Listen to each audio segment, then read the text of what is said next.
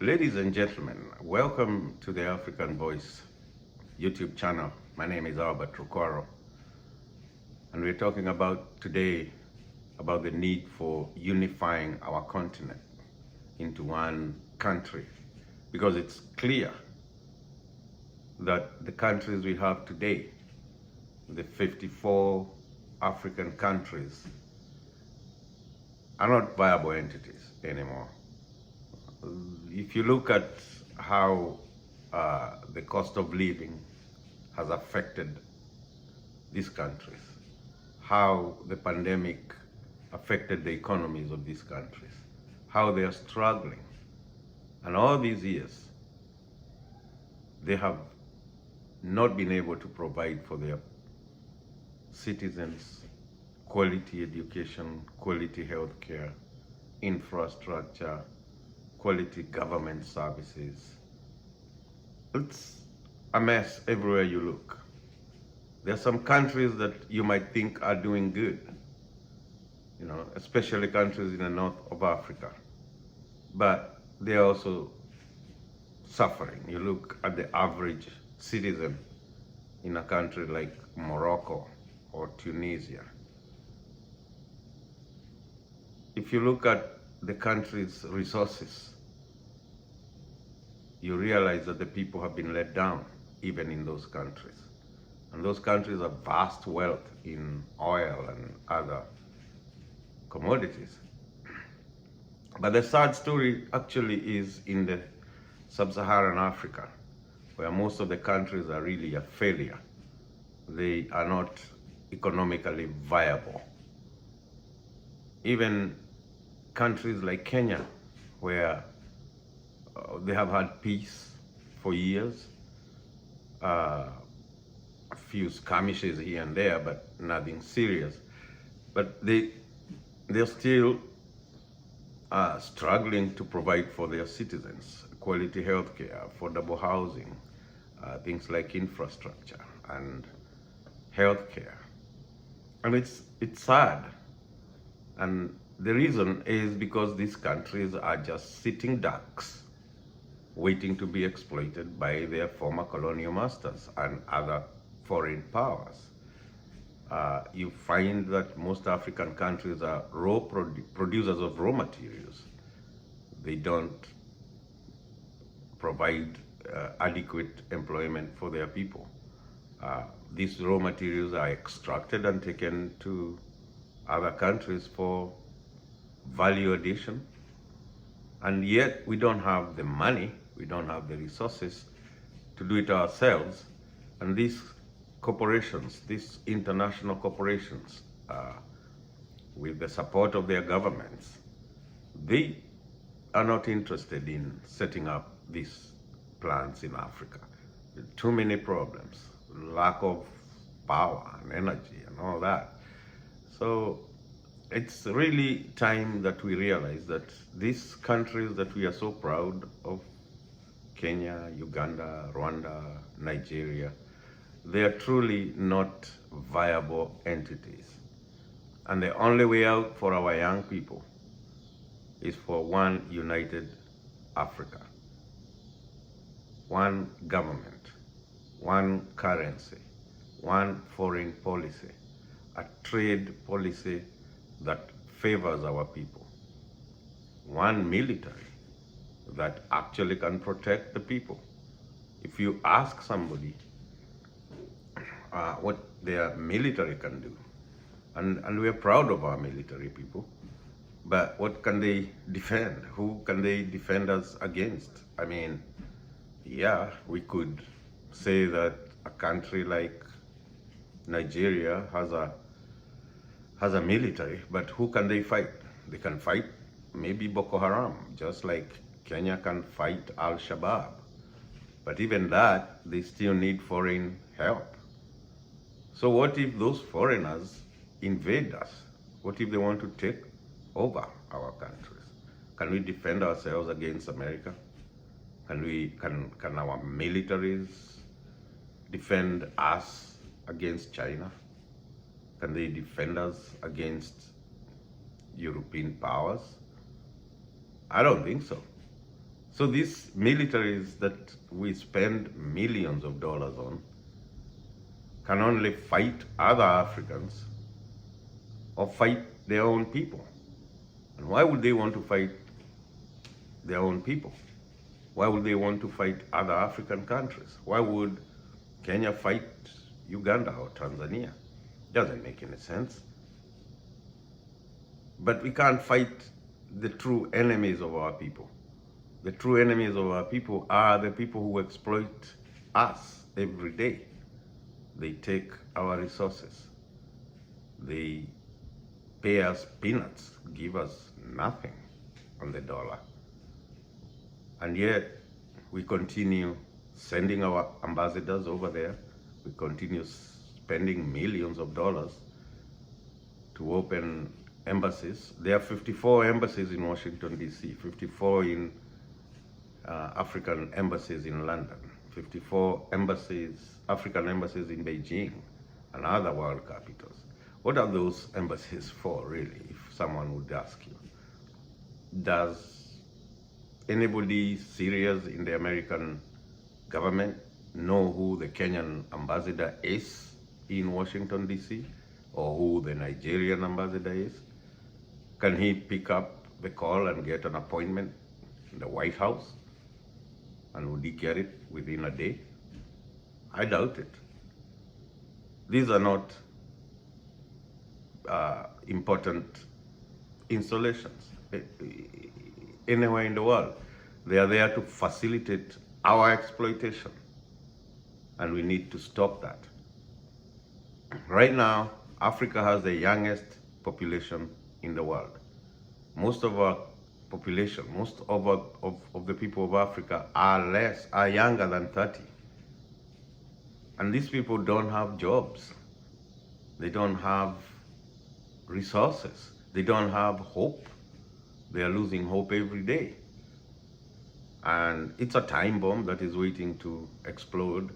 And it's gonna explode very quickly here if we don't do something. But there's something we can do. It's not a hopeless situation. We can do something about it. And the only thing I see from where I sit is uniting that continent into one country, make it a viable economic bloc that can compete against other places, other countries that can defend. We combine our military into one. We can then maybe start saying we can defend ourselves. Otherwise, we are at the mercy of these people. We do what they say. They are actually, right now, dictating who will rule us. They are telling us, today, you find in Niger, there was a coup. The democratically elected government there, which was supported by France, has been overthrown by people who are probably supported by Russia. So what are we doing? This is how many years after independence? 60 years, and we are still dealing with that kind of stuff. It's time we stop this, and it's our time to do it.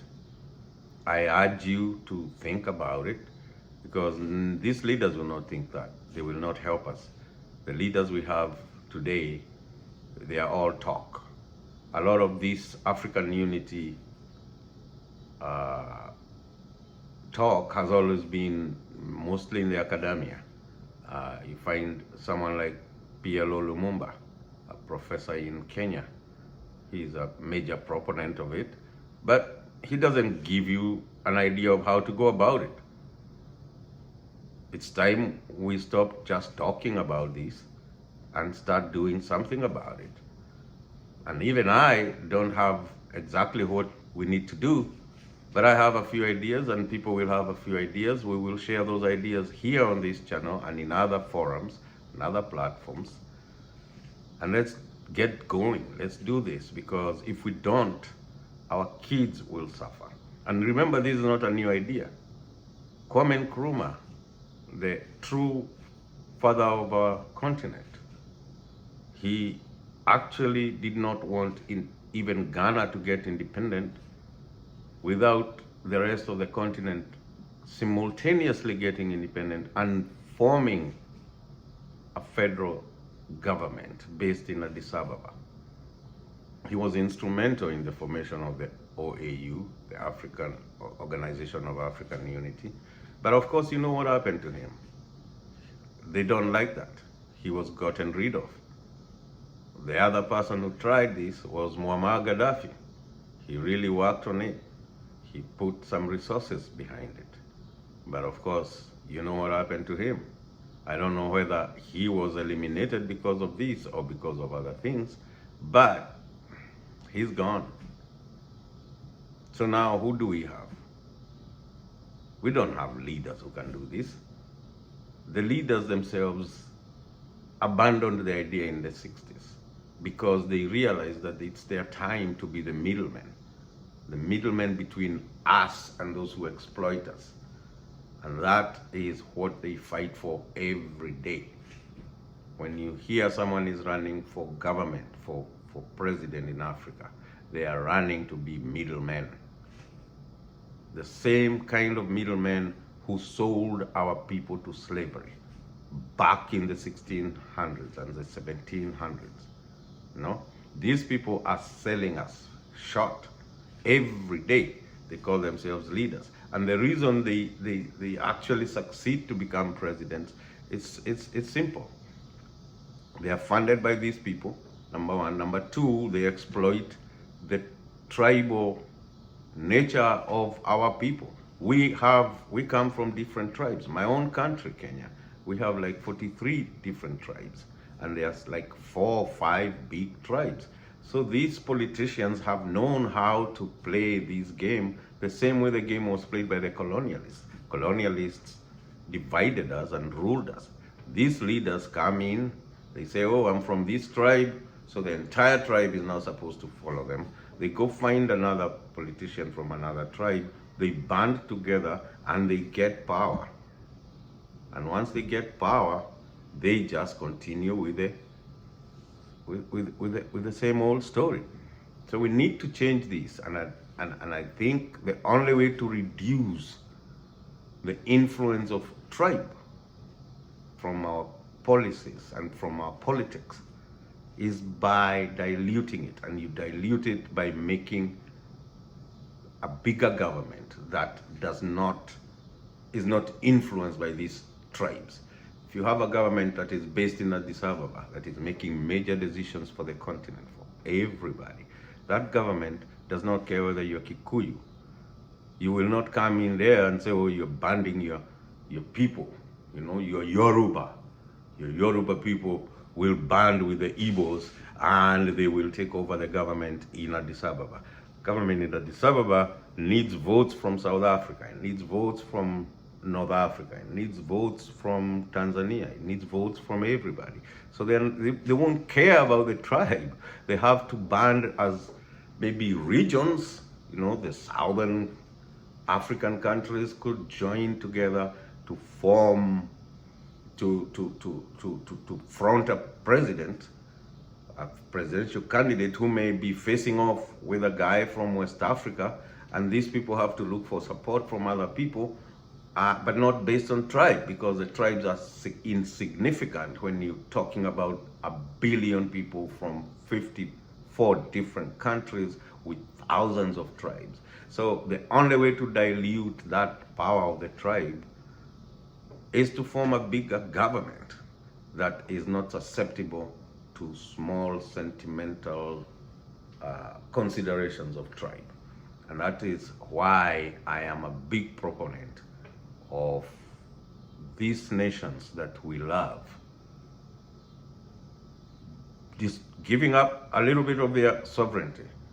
Give up your foreign policy, give up your military, give up your currency, give up your customs, and you cede that to the larger African government. And that way, things will start moving. We will be able to connect our people. We have a dire need of infrastructure. We need to connect our people. Our people are not meeting, they're not trading with each other. And we have these plans by the AU. The AU has these plans like 2060, Agenda 2063. You know, who has time until 2063? We have kids right now who don't have jobs. We have kids who are getting hopeless. And it is very sad that this has to happen. And people are talking about 2063. It's today. We need this today. You know, we need to connect our people. We need our people set up to where they can trade with each other. So there's a lot of infrastructure to be built. Who will build this infrastructure? Who will regulate the interstate trade between countries and between people? We need to do this. And that doesn't mean that you disband your country. It doesn't mean you throw away your flag or your national anthem. You can keep them. There's nothing wrong. It's like there are people who are in America, they're from Texas. Someone from Texas, someone from California. They're proud to be from California. They call themselves Californians, but they know they're Americans. You know, they're proud to be Texans, but you know, they are Americans, and they know America is what matters at the end of the day, not their Texan thing. But they do their own thing in Texas, they do their own thing in California, they do their own thing in New York.